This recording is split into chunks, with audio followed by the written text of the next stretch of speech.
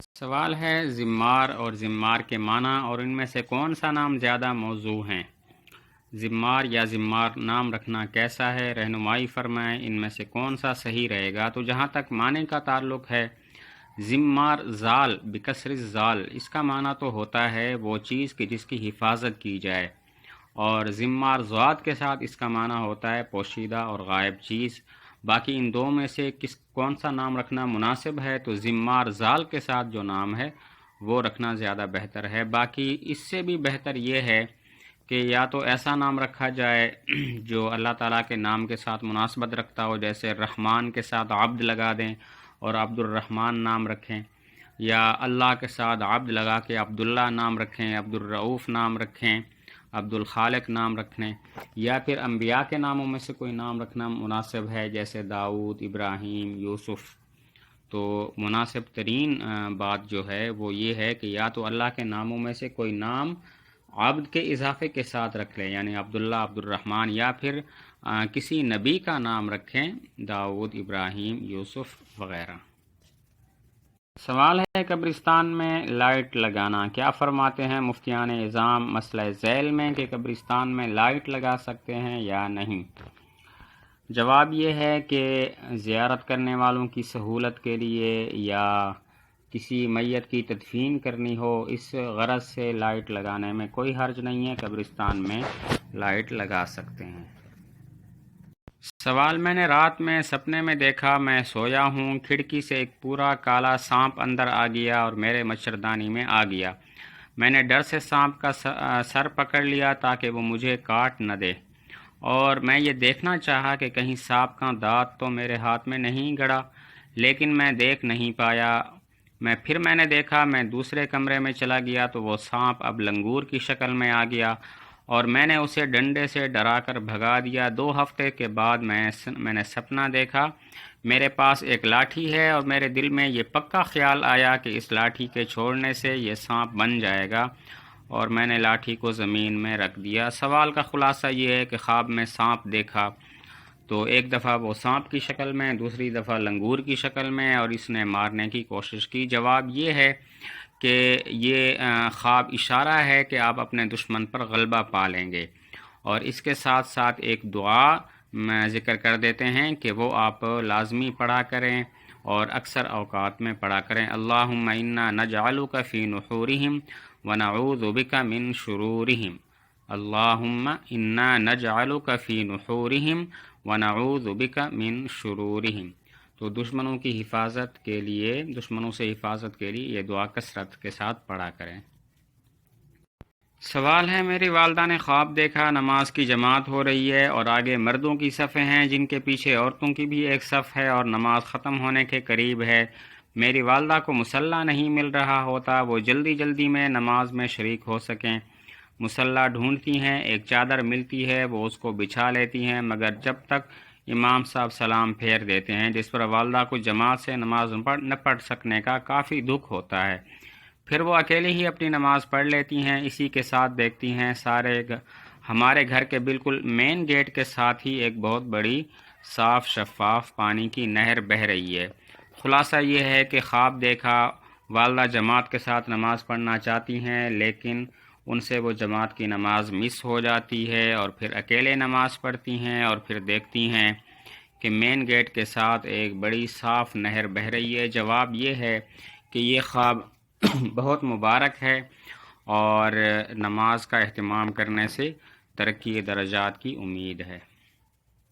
سوال ہے، آج رات میں نے فجر سے پہلے خواب میں دیکھا میں اپنے بیوی بچوں کے ساتھ بیٹھا ہوں، سامنے قالین پر ایک چھپکلی آتی ہے، اونچی سی چھلانگ مار کر میرے پاس سے گزر جاتی ہے، پھر دوسری بار وہ چھلانگ مار رہی ہوتی ہے، میں اس کو جوتا مارتا ہوں اور وہ 2 ٹکڑے ہو جاتی ہے، اس کی دم مجھ سے بھی ٹکراتی ہے، اور پھر میں جوتے مار مار کر اس چھپکلی کو مکمل ختم کر دیتا ہوں۔ آنکھ کھلتی ہے، فجر کی اذان ہو رہی ہے، میں فوری طور پر نماز کے لیے تیار ہونے لگا، اس کی تعبیر عنایت فرما دیجیے۔ سوال کا خلاصہ یہ ہے کہ خواب میں چھپکلی کو مارتا ہوں اور بار بار مارتا ہوں۔ تو اس کا جواب یہ ہے کہ خواب میں چھپکلی مارنے کی تعبیر یہ ہے کہ اگر کبھی نفسانی گناہ ہو جائے تو اس پر اللہ تعالیٰ کی طرف سے توبہ کی توفیق ملتی ہے۔ سوال ہے کیا اس زمانے میں دین کے کام کرنے سے 50 صحابہ کی مدد اترتی ہے؟ ایک صاحب کہہ رہے تھے کہ اس زمانے میں دین کے کام کرنے سے 50 صحابہ کی مدد اترتی ہے، یہ بات قرآن و حدیث کی روشنی میں کہاں تک صحیح ہے؟ اسی طرح ایک صاحب کہہ رہے تھے 40 یا 4 مہینہ اللہ کے راستے میں لگانے سے 70 شہید صحابہ کا ثواب ملے گا۔ جواب مرحمت فرمائے، عین نوازش ہوگی۔